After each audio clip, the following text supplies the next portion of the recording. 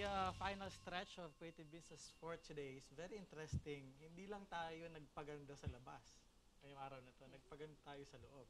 We have been talking about business, beauty and business, and then mentoring business. Para hindi lang talaga physical na kanyuan yung gumaganda. Importante na maganda yung ating physical na kanyuan at magandang negosyo yung nagpapaganda ka ng panlabas na kanyuan, pero mas maganda kung may kasama siyang kagandahan sa loob. And again, Marlon Malmisa is here in the studio, the General Manager of Mentor Zone, and Miss Marjorie McMurchie, owner of Makeup Artistry.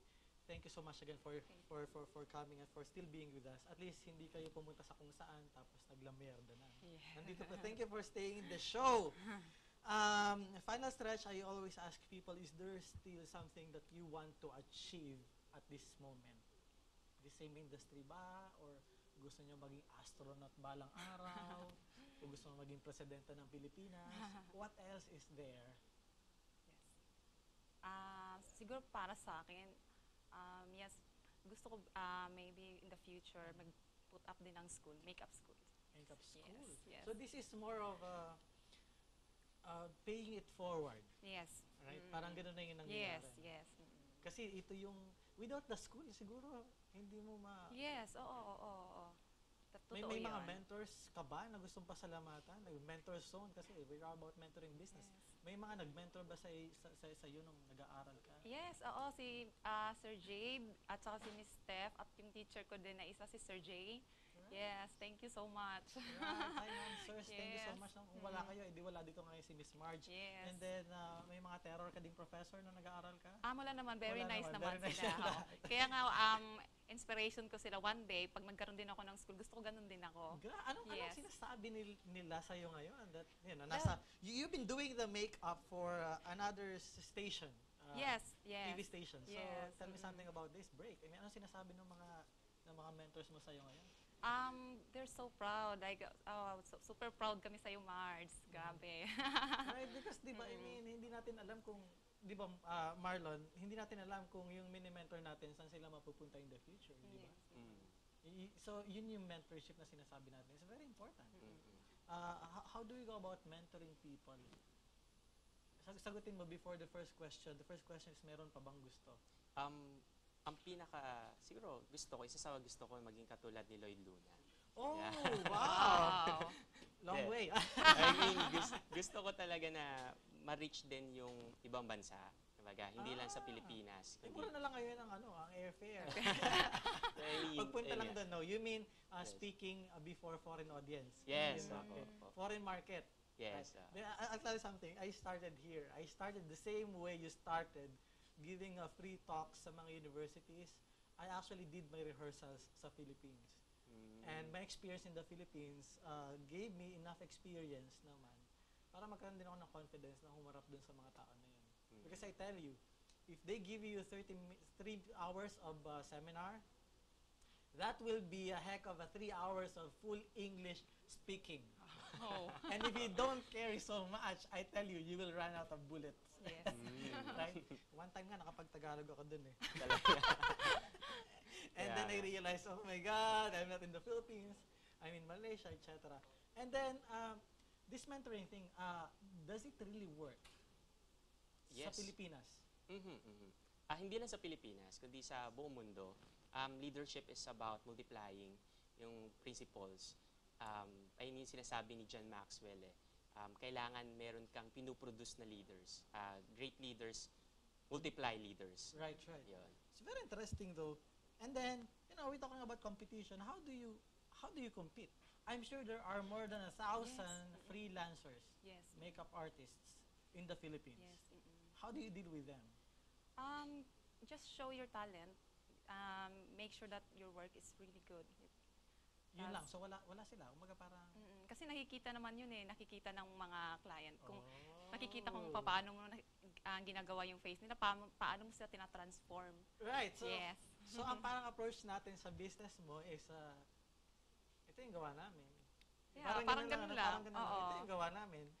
You don't badmouth them. No, Walang no, mga no. ganun. Basta, ito yung sa amin. No? Yes. And then, you mean to say yung result ang bahalang Yes. humusga? Yes. Kung sino ang kukuning next. Yes. It's very interesting strategy, Miss Marge. Talaga?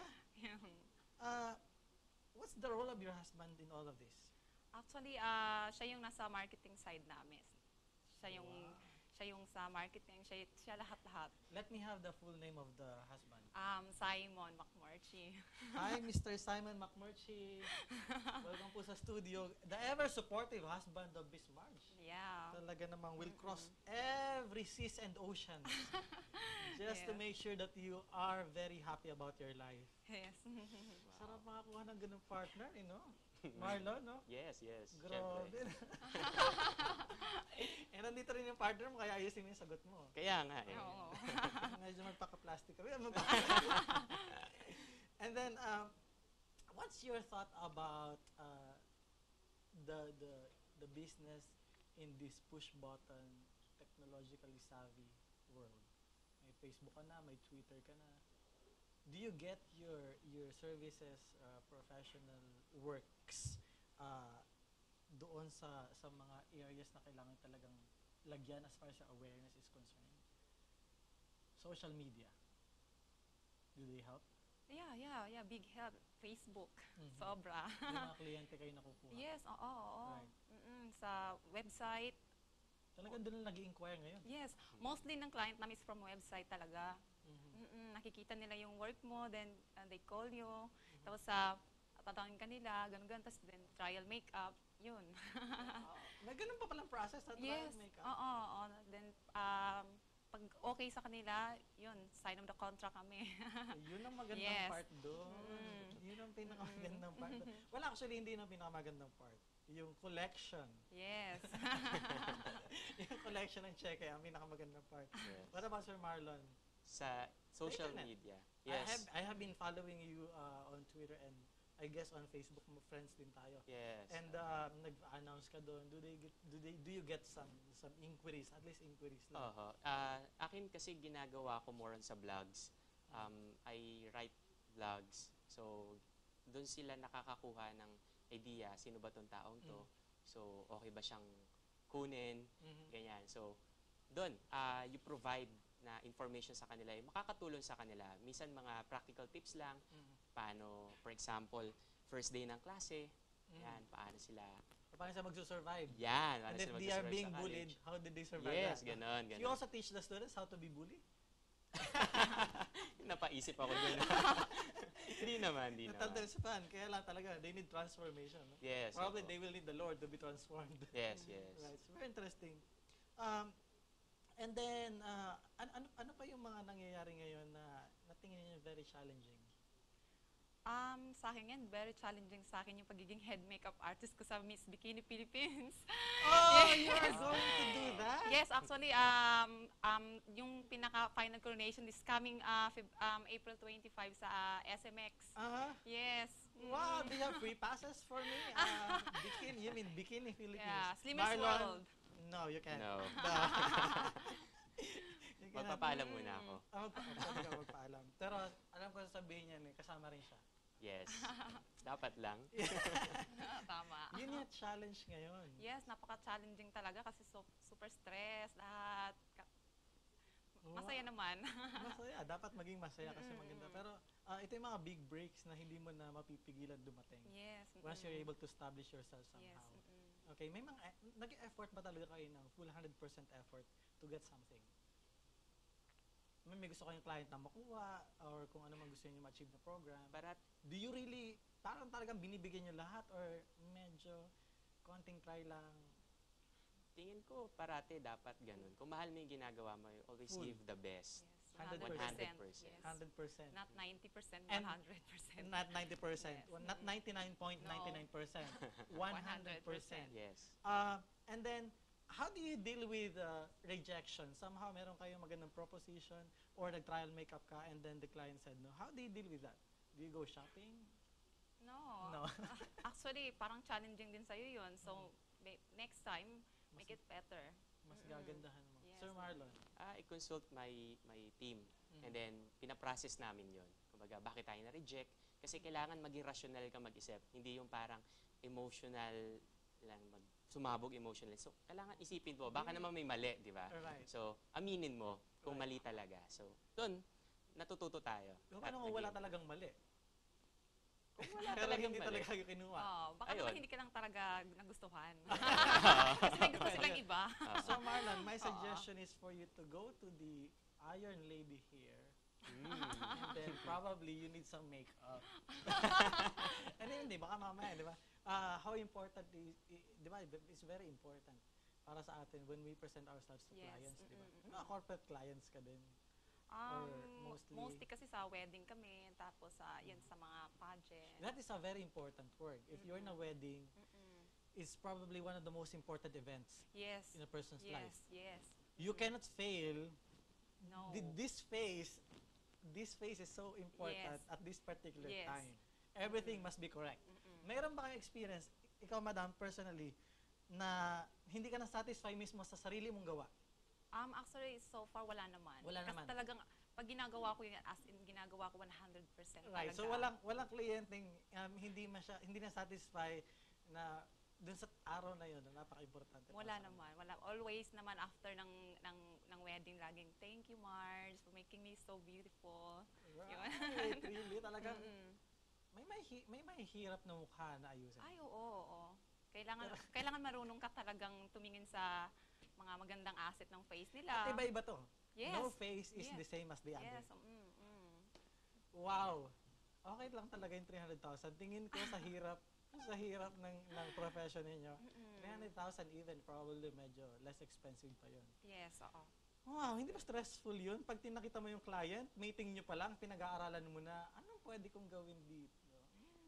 Ganun ba ang... Actually, it comes out na lang eh. Kasi nakikita mo na yung feature ng face niya. So, parang titignan mo na kung ano dapat yung ikukontour. Alright. At kung anong dapat na i-highlights. Alam mo na yun. Nakikita mo na siya So, agad. isang tingin mo pa lang. Yes. Sige, sample natin si Marlon. Anong mga ikukontour mo? Anong ayusin natin sa kanya? Hindi na siguro Huwag ka kailangan. Huwag ka magpakit. Relax lang. Sige. Yung relax Normal. lang. Hindi Nagbablush, na. oh. Ano naman eh, natural beauty naman siya, Natural beauty. pogi. Yeah. Oo. So, Ayun ang pinakamaganda narinig ko sa Yes. araw na to. So hindi ka naganda sa pagpapasalamat sa kanila. Right. So hindi mo siya kliyente. You lose one client. Hindi, pag ikakasal na sila ng girlfriend niya, i-hire niya ako. Right. Kasi Oo nagustuhan niya yung sinabi ko ngayong araw na to. That's another strategy. Yes. It's very interesting. All right. What else would you like people to know about you and about your business? So I'm going to give you some time to promote whatever it is, your service, your profession. You have the air. Miss Marge. Yes. Visit nyo na lang po yung website ko para nakikita nyo po yung ginagawa namin.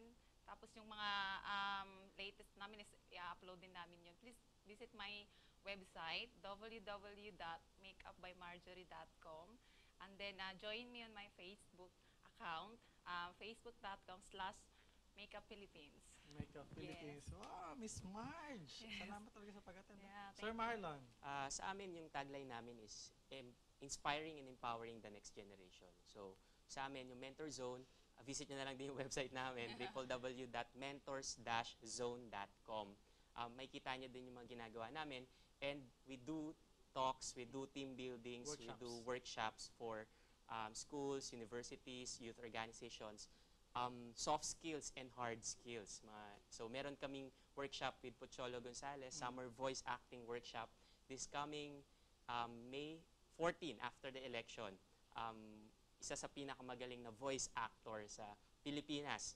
Ititrain yung mga anak ninyo. So, i-visit nyo lang yung website namin. Very interesting, Miss Marge. Maraming salamat. Yes, Maraming thank you, salamat thank you, talaga thank you pag-attend. so much. Sabi sa inyo, hindi naman dito masyadong, Oo hindi ka nga. nakakabahan. Relax lang.